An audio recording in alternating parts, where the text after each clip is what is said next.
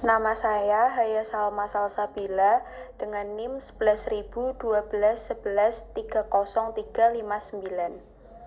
Halo teman-teman semua, perkenalkan nama saya Salma Gia Aprilia, biasa dipanggil Salma, dengan NIM 11.1211256. Perkenalkan, nama saya Sela Amelia Putri dengan NIM 11000121130361.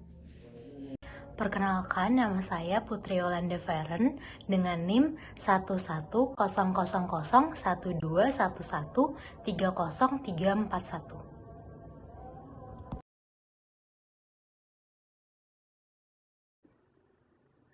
Selanjutnya, saya akan memaparkan latar belakang penulisan makalah kelompok kami.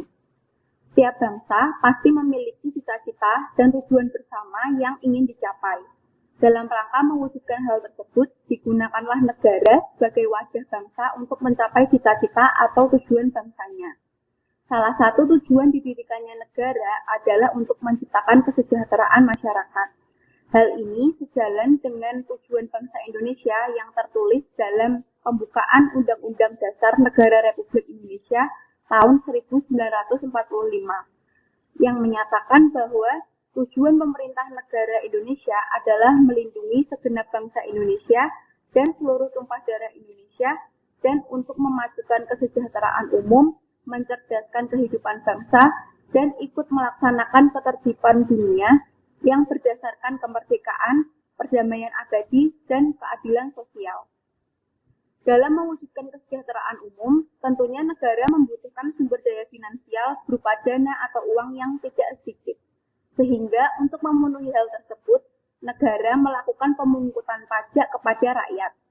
Menurut Dr. Suparman Sumahami-Jaya, pajak adalah iuran wajib berupa uang atau barang yang dipungut oleh penguasa berdasarkan norma-norma hukum guna menutup biaya produksi barang-barang dan jasa-jasa kolektif dalam mencapai kesejahteraan umum.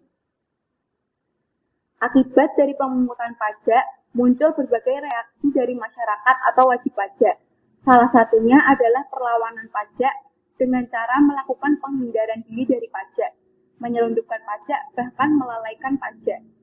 Salah satu penyebab perlawanan pajak ini disebabkan oleh sifat pajak yang memaksa dan jasa timbal baliknya yang secara tidak langsung. Sehingga wajib pajak merasa bahwa membayar pajak tidak terlalu penting dan menghalangi masyarakat dalam memenuhi kebutuhan hidupnya, karena sebagian kekayaannya harus diserahkan kepada negara. Padahal masyarakat dengan sukarela membayar pajak dengan harapan bahwa pajak akan menunjang terciptanya kesejahteraan masyarakat. Pajak yang sudah dibayarkan oleh wajib pajak kemudian dikelola oleh APBN untuk sebesar-besarnya kemakmuran rakyat. Karena sifat pajak yang manfaatnya tidak dirasakan secara langsung, dampak menggunakan pajak menjadi sulit diukur. Hal ini terjadi karena masyarakat tidak pernah tahu wujud konkret imbalan dari uang yang dikeluarkan untuk membayar pajak. Akibatnya wajib pajak menjadi ragu dengan pengelolaan pajak, apakah sudah dikelola dengan benar dan apakah pajak sudah digunakan untuk kesejahteraan umum. Berdasarkan latar belakang tersebut, maka yang menjadi fokus pembahasan dalam makalah ini adalah dengan pemungutan pajak, apakah seluruh masyarakat sudah merasa sejahtera, sehingga perlu dilakukan tinjauan akademis terhadap pengaruh pajak terhadap kesejahteraan masyarakat. Berdasarkan latar belakang yang sudah saya paparkan sebelumnya, dalam makalah ini yang menjadi permasalahan utamanya adalah bagaimana pengaruh pajak terhadap kesejahteraan masyarakat. Rumusan masalah secara lebih spesifiknya adalah yang pertama, apakah pajak mempengaruhi kesejahteraan masyarakat? Dan yang kedua adalah apakah pemungutan pajak menguntungkan masyarakat? Kajian pustaka dari berbagai penelitian tentang keterkaitan pajak dengan kesejahteraan masyarakat ditemukan hasil yang sama, yaitu adanya hubungan negatif. Hal tersebut sesuai dengan penelitian yang dilakukan oleh Sandy Jennifer dan kawan-kawan tentang pengaruh pajak terhadap kesejahteraan masyarakat. Ditemukan bahwa pajak mempunyai hubungan negatif dengan jumlah penduduk miskin dan mempunyai hubungan positif yang kuat dengan pendapatan per kapita. Penelitian lainnya yaitu yang dilakukan oleh Fatahfu, Labon, Steva, dan Olariu yang berjudul How Taxes Relate to Potential Welfare Gain and Appreciable Economic Growth, bahwa penerimaan pajak mempunyai pengaruh yang sedikit terhadap pertumbuhan perekonomian, tetapi tidak mempunyai pengaruh terhadap kesejahteraan masyarakat. Dalam makalah ini, pokok bahasan secara garis besar sama dengan penelitian-penelitian sebelumnya, yaitu keterkaitan pajak dengan kesejahteraan masyarakat. Tetapi dalam makalah ini lebih mengutamakan atau lebih menekankan kepada pokok bahasan kontra. Pembahasan yang pertama ialah mengenai indikator kesejahteraan masyarakat. Salah satu indikator yang digunakan untuk mengukur tingkat kemakmuran suatu negara adalah dengan menggunakan pengukuran tingkat pendapatan dan pengeluaran masyarakat dengan menghitung besaran nilai produk domestik bruto atau yang disingkat dengan PDB per kapita atau pendapatan per kapita suatu negara. Namun, karena sifat dari pendekatan PDB abstrak, sehingga kondisi makroekonomi tidak ikut diperhitungkan, seperti keadaan emosi, psikologi, lingkungan, dan nilai-nilai masyarakat. Maka dari itu, selain pendapatan per kapita, digunakan juga angka kemiskinan sebagai indikator kemakmuran rakyat. Pembahasan yang kedua ialah pengaruh pajak terhadap pendapatan per kapita. Bisa dilihat pada grafik ini yang menjelaskan mengenai penerimaan pajak dan pendapatan per kapita dari tahun 2010 sampai tahun 2019.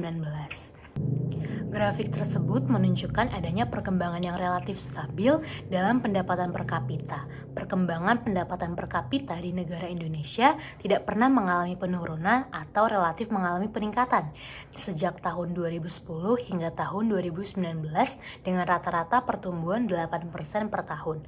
Maka dapat disimpulkan jika terdapat hubungan yang positif antara penerimaan pajak dengan pendapatan per kapita.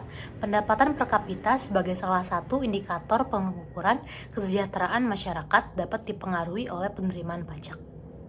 Yang selanjutnya adalah hubungan penerimaan pajak dengan kemiskinan, bahwasanya permasalahan kemiskinan ini sangat sulit untuk dihilangkan dan bukan hanya mengenai ekonomi saja, tetapi ada bidang sosial dan juga bidang budaya, di mana sebuah negara dengan tingkat kemiskinan tinggi, maka sebuah kemakmuran rakyatnya akan rendah. Begitu pula sebaliknya, bahwasanya jika ada sebuah negara dengan kemiskinan yang sangat rendah, maka tingkat kemakmurannya di sana sangatlah tinggi.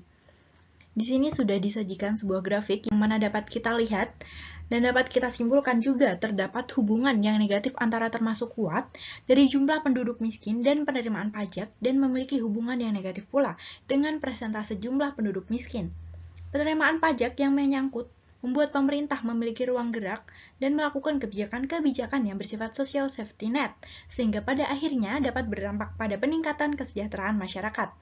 Selain itu, pemerintah juga dapat melakukan kebijakan-kebijakan lainnya yang akan membuat masyarakat yang masih menganggur dapat terbuka dan mendapat kesempatan kerja segera.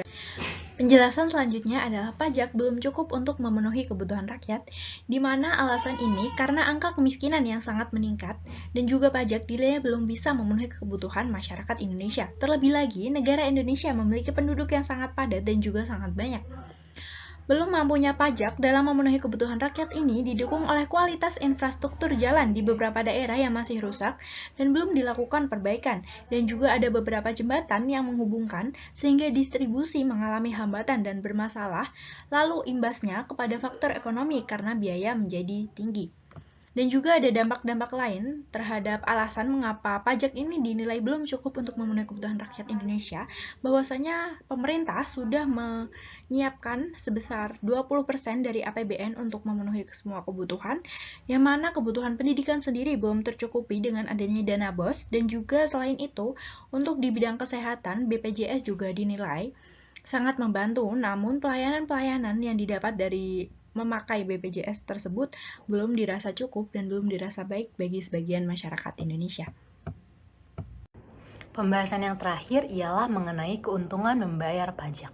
Salah satu asas dalam pemungutan pajak ialah asas ekonomis, yaitu yang menjelaskan bahwa dalam memungut pajak diusahakan jangan sampai kegiatan produksi dan perdagangan terhambat, jangan sampai juga menghalangi usaha rakyat dalam mencapai kebahagiaan, dan jangan sampai merugikan kepentingan umum. Namun pada realitanya banyak wajib pajak yang merasa tertekan. Hal ini penyebabnya ialah karena faktor dari sifat pajak itu sendiri, yaitu yang imbalannya tidak dirasakan secara langsung oleh masyarakat. Akibatnya, beberapa wajib pajak memilih untuk melakukan penghindaran pajak. Kompensasi perpajakan secara negatif timbul akibat hal tersebut. Ada kalanya wajib pajak sengaja mengurangi kegiatan produksinya agar terhindar dari pajak. Kesimpulan, di sini ada 2 kesimpulan, yaitu yang pertama, dari berbagai penelitian yang dilakukan oleh para ahli sebelum-sebelumnya tentang keterkaitan pajak dan kesejahteraan masyarakat ditemukan hasil yang bervariasi, yaitu yang pertama, pajak mempunyai pengaruh terhadap kesejahteraan masyarakat karena pajak mempunyai hubungannya positif dengan pendapatan per kapita sebagai indikator kemakmuran rakyat. Yang kedua, pajak tidak mempunyai pengaruh terhadap kesejahteraan masyarakat. Dan kesimpulan yang kedua yaitu banyak masyarakat yang kurang merasakan manfaat dari membayar pajak. Hal tersebut terjadi karena jasa timbal balik dari pajak bersifat tidak langsung, dan juga masyarakat merasakan keberatan terhadap pembayaran pajak karena mereka harus mengurangi tabungan mereka dan mengurangi kebutuhan lainnya untuk membayar pajak. Maka daripada itu, banyak masyarakat yang menghindari kewajiban pembayaran pajak. Sekian dari kelompok kami, terima kasih sudah menyaksikan. Mohon maaf bila ada salah kata. Wassalamualaikum warahmatullahi wabarakatuh.